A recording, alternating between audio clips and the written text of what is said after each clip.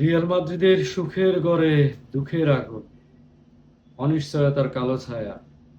কারণ Real Madrid তাদের নতুন কোচ জাবি আলোনসোকে নিয়ে এখন দুইটা ভাগে বিভক্ত।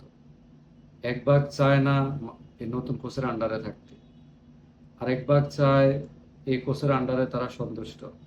যে ভাগ চায় না তারা হলো ভিনিসিয়াস জুনিয়র, রদ্রিগো, কাবামিঙ্গা, সুয়েমিনি, ভালভার্দে। তারা জাবির ট্যাকটিক্সে খুশি না। আরেক ভাগ এমবাপ্পে, বেলিংহাম, পোর্তেয়া, তারা রিয়াল নতুন কোচ জাবি আলোনসোর প্লেয়িং স্টাইল নিয়ে খুবই সন্তুষ্ট। অলরেডি গতকালকে মাদ্রিদ বোর্ড এটা নিয়ে একটা মিটিং বসছে এবং তারা নিশ্চিত করলো যে আগামী 3 বছর জাবি আলোনসো মাদ্রিদের কোচ থাকবে।